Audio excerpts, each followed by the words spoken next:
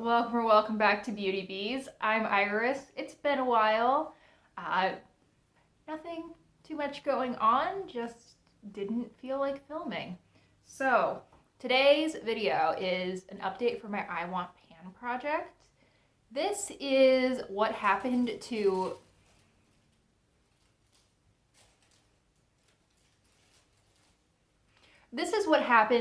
pan those eyeshadows after a couple different iterations of tweaking the project more and more to fit what I wanted to get out of the project, and it doesn't really look much at all like Pan those eyeshadows anymore.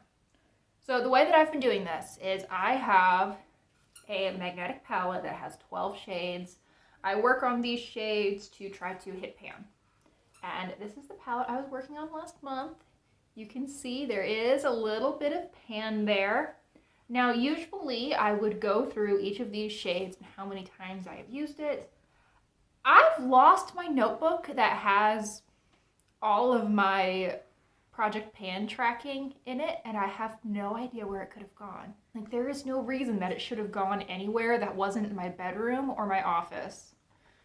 But I can't find it. So, we're not going to go over that today, but know that I have used every shade in this palette at least once this month. Probably my most used shade, as is usually the case, would be this light brown. I'm actually wearing it today all over my lid. I also today have a little bit of this light pink in my inner corner. The standout shades for me, and the shades that I was surprised by how often I used them, were these two from Sydney Grace.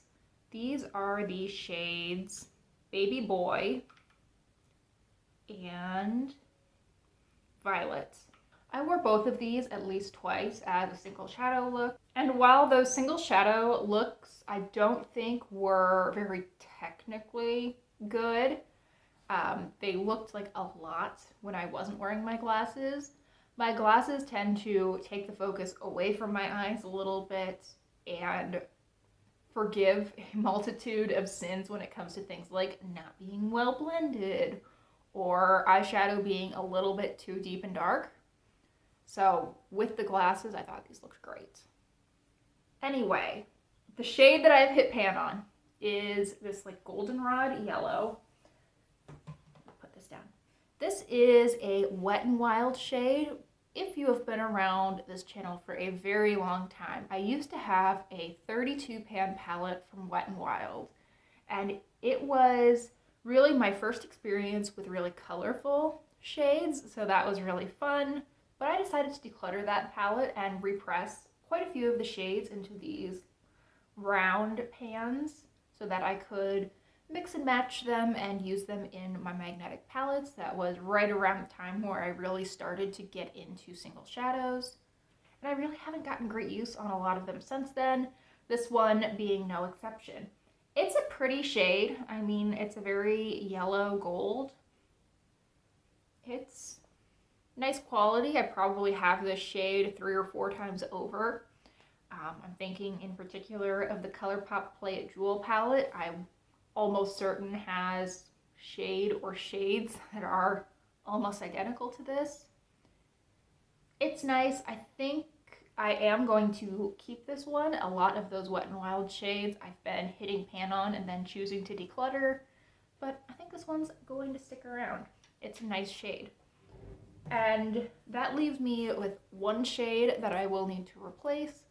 I have additionally decided that I'm going to roll out this blue from ColourPop. I think it is from the In a Trance palette, at least that's where it is housed now in my collection, but I had all 3 of these tie-dye palettes, the pastel palettes that they came out with right after things opened up again after COVID, or after the first major wave of shutdowns when COVID hit in March 2020. And I've rearranged them. I've decluttered 9 shades from those palettes. But here is what my In a Trance looks like. And that blue that I had is in the spot for All Aura again. Isn't this a pretty palette? I absolutely love this. I think it's a lot prettier than how it started out. So anyway, I'm rolling in 2 new shades this month, and we're going to start with this really lovely olive shade. This is from Luxie Beauty, which has unfortunately shut down. I have quite a few of their shades. I would guess that probably 4 or 5 of the shades that are already in this palette are from Luxie Beauty. They really did have some interesting shades and lovely quality. This is a light olive green. It also can shift a little bit to yellow. I think you are seeing that sort of yellow gold shift, if I am not mistaken. This is the shade 420. I have worked on this in the past as part of Pan Those Eyeshadows, just with the goal of getting to 10 uses.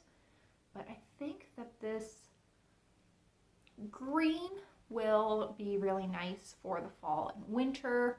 I don't know that I'll hit pan in it, but I do have a little bit of a dent going, so who knows? Maybe I will manage.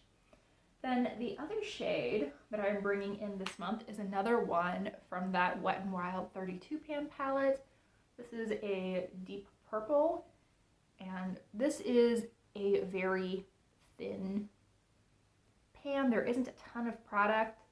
I may have very well said in the past that I'd hit pan in this because there is a little bit of pan right here at the corner. It's a circle iris. On the edge, there is a little bit of pan, but I would like to expand that pan a little bit. And similar to the yellow, my goal with this is to hit pan, yes, but also to decide if this is something that should stay in my collection. This is a little bit more of a blue purple. It's very pretty. I think it actually could have looked really nice with the eyeliner that I have on today, but it's not what I'm wearing. So there are those 2 shades, and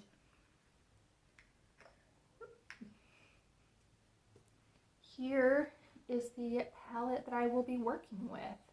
I really like how sort of this portion of the palette looks very fall, but then if you cover this up, I feel like this palette looks very wintry. I think that this has a lot of potential to evolve really nicely with the seasons, and it's just a really pretty set of colors. I think I'll really enjoy working on these. And that should be the goal, right? We want to have fun with our makeup, not just focus on panning to the exclusion of any enjoyment. So, thank you so much for watching. I really hope you enjoyed today's video. Please consider liking or subscribing or commenting if you enjoyed. And I hope I see you guys in the next one. Bye, y'all.